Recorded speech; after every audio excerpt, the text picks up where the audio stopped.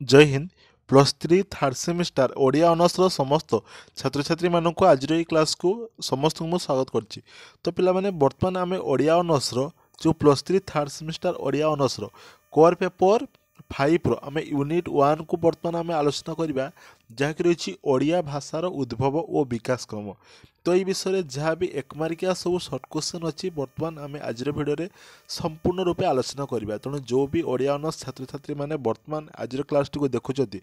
तो से निश्चित रूपे प्रथम रु शेष पर्यंत थोड़े देखूँ जहाँफल से सबकि बुझीपारे और आग को थर्ड सेमिस्टार एग्जाम ये सब प्रश्न पढ़ले से सठिक भाव लिखिपारे। तो बर्तमान आम जो ओडिया भाषार उद्भव और विकास क्रम पूरापूरी बेसिक रु प्रश्न को आलोचना करवा। प्रथम प्रश्न हूँ कौन जे भारतीय आर्य भाषा को केते भाग में भाग कराई। देख तो आम जाचु आमर जो भारतीय आर्य भाषा रही तो ताकू आम मुख्यतः तीन भाग में भाग कर। तो प्रथम रोच कौन ना प्रथम रोच भारतीय जो रही आमर जो प्राचीन भारतीय आर्य भाषा ठीक अच्छे प्राचीन भारतीय आर्य भाषा जहाँकि 1500 ख्रीष्टपूर्व आमर 500 ख्रीष्टपूर्व पर्यंत। तापर रही मध्य भारतीय आर्य भाषा जहाँकि 500 ख्रीष्टपूर्व ख्रीष्टीय 1000 मध्य रही और आधुनिक जोटा कि आमर 1000 आमर जो रही जो ख्रीष्टपूर्व 1000 ता परवर्ती ठार बर्तमान चली रही। तो सेमतिका जो प्राचीन भारतीय आर्य भाषा जो रही ताकू भी आम पुणी तीन भाग में भाग करछु से सब आम आपको पढ़ा ताकू भी तीन भाग में आम भाग करछु। प्रथम रोचु प्रथम स्तर पाली भाषा जेटा कि आम जो ख्रीष्टपूर्व 500 रु ख्रीष्टपूर्व 200 मध्य अच्छी ठीक अच्छे। तापर अच्छे द्वितीय स्तर प्राकृत भाषा और तृतीय स्तर अपभ्रंश भाषा। तो ये सब को आम धीरे धीरे आपको आलोचना करवा। तेणु मन रहा तेणु जो भारतीय आर्य मानकर भाषा को आम तीन भाग में भाग करूँ। 2 नंबर प्रश्न देख केउ केउ भाषा को भगिनी भाषा भाव ग्रहण करा जाए कौन हम बंगला आसामी आ ओडिया ये 3टा भाषा को आम भगिनी भाषा भाव आम ग्रहण करूँ। ओके नेक्स्ट क्वेश्चन देखिए आमर देखिए जो 3 नंबर प्रश्न जे केउ शताब्दी को ओडिया भाषार जन्म लग्न बोली कह जाए सेटा हूँ आमर ख्रीष्टीय 10म शताब्दी को आम ओडिया भाषार जन्म लग्न बोली कही था। 4 नंबर प्रश्न देख जे मध्य भारतीय आर्य भाषार 3 गोटी स्तर लेख कौन हो जो मध्य भारतीय आर्य भाषार 3 गोटी स्तर हो प्रथम हूँ पाली बर्तमान मुझे कहली तुमको जे पाली पालीटा पे मन रख जो पाली रही हूँ ख्रीष्टपूर्व 500 रु ख्रीष्टपूर्व 200 पालीटा ख्रीष्टपूर्व 500 रु ख्रीष्टपूर्व 200। तापर जोटा प्राकृत रोच सी हूँ ख्रीष्टपूर्व 200 रु ख्रीष्टपूर्व 200 रु ख्रीष्टपूर्व हाँ हाँ 500 ख्रीष्टपूर्व 200 रु 500 कौनटा प्राकृतटा। तापर जोटा अपभ्रंश रोचु सेटा हूँ 500 ख्रीष्टाब्द रु 1000 ख्रीष्टाब्द मध्य रोचु। तो ये तीन आम भाग में भाग कर गोटे हूँ पाली और प्राकृत एवं अपभ्रंश ठीक अच्छे। 5 नंबर प्रश्न देख जे मार्कंडेय प्राकृत सर्वस्व ग्रंथरे केउ दुईटी अपभ्रंशर नाम रही केउ दुईटी रही रे ना सेठी रही ओड्र और कलिंग ये दुईटी अपभ्रंशर नाम रही। तेणु कौन लिख ना मार्कंडेय प्राकृत सर्वस्व ग्रंथरे ओड्र और कलिंग दुईटी अपभ्रंशर नाम रही। तापर देख 6 नंबर प्रश्न कौन कही ना ओडिया भाषा विकास पर्व को केतोटी पर्यायर विभक्त कराई आम जो ओडिया भाषा विकास पर्व को ताको आम केतोटी पर्यायर भाग करछु ताको आम पिला माने समुदाय 4 गोटी भाग में भाग करछु। प्रथम रोज ओडिया ग्रंथ ओडिया द्वितीय रही प्राचीन ओडिया तृतीय रही मध्य ओडिया और चतुर्थ रही आधुनिक ओडिया। मन रहा ए सब को तुम बर्तमान मन रखापी पड़ो कौन कह चलला प्रश्न जे जो ओडिया भाषार विकास पर्व को आम 4टी रूपे भाग करछु। प्रथम रहा कौन प्रथम रहा जो ग्रंथ ओडिया एवं द्वितीय रहा कौन आमर रहा प्राचीन ओडिया तमती तृतीय रहा कौन मध्य ओडिया एवं आधुनिक ओडिया। 7 नंबर प्रश्न देख जे केउ ग्रंथरे ओड्री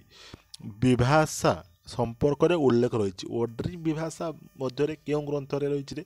ना भरत मुनि नाट्यशास्त्र से जो भरत मुनि नाट्यशास्त्र जो रही तो से आमर ओड्री विभाषा संपर्क में उल्लेख रही। 8 नंबर प्रश्न देख जे प्राचीन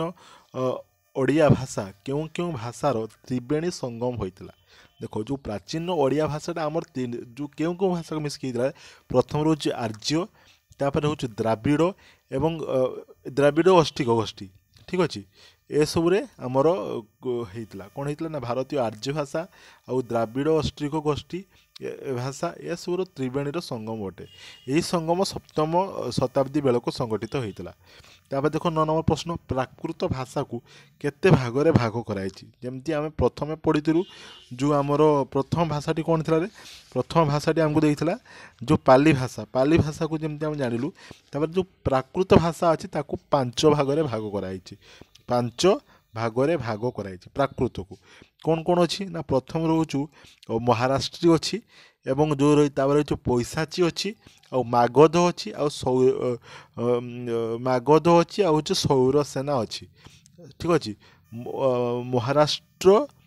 महाराष्ट्री सौरसेनी आ मागधी पैसाची आ अर्ध मागधी ये 5 भाग भाग करछु ठीक अच्छे जो रही पैसाची रही पैसाची को पुणी 3 भाग में भाग कराई से पैसाची पुणी पूर्व मागधी से पूर्व मागधी पुणी अपभ्रंश होती अपभ्रंश जाकि कौन होती आमर ओडिया भाषा होती ठीक अच्छे तापर देखो 10 नंबर प्रश्न हमको कौन कहला प्राचीन भारतीय आर्य भाषार प्रथम पर्याय को कौन बोली कहा जाए प्रश्न आउे शुणी रख जे प्राचीन भारतीय आर्य भाषार प्रथम पर्याय को कौन बोली कहा जाए तो प्राचीन भारतीय आर्य भाषार प्रथम पर्याय को वैदिक संस्कृत और परवर्ती पर्याय को लौकिक संस्कृत बोली कहा जाए ये हूँ 10 नंबर प्रश्न 11 नंबर देख देखे पूर्वी मागधी अपभ्रंश को केते भाग में विभक्त कराई कौन हम ना पूर्वी मागधी अपभ्रंश को 2 भाग में भाग कराई उत्तर पूर्वी मागधी एवं दक्षिण पूर्वी मागधी ठीक अच्छे 12 नंबर प्रश्न पुणी देख कौन कहला जे दक्षिण पूर्वी माधवी अपभ्रंशर अन्य नामटी कौन ना दक्षिण पूर्वी माधवी अपभ्रंशर अन्य नामटी हूँ ओड्री अपभ्रंश ठीक अच्छे कौन हम ओड्री अपभ्रंश तापर 13 नंबर देखो गोटे इजी क्वेश्चन कहला जे ओडिशार अन्यतम प्राचीन नाम कौन कौन कौन अच्छी कलिंग अच्छी ठीक अच्छे अन्यतम प्राचीन नाम हूँ कलिंग उत्कल मध्य हो पारे किंतु कलिंगटा सर्वप्राचीन तो कलिंग लिखिबो तापर देखो आम 14 नंबर कौन कही ना मार्कंडेय केउं ग्रंथरे मार्कंडेय तांको ग्रंथरे केते प्रकार अपभ्रंश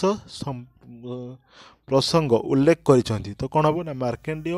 तांको ग्रंथरे 27 प्रकार अपभ्रंश प्रसंग उपर उल्लेख करिसेंती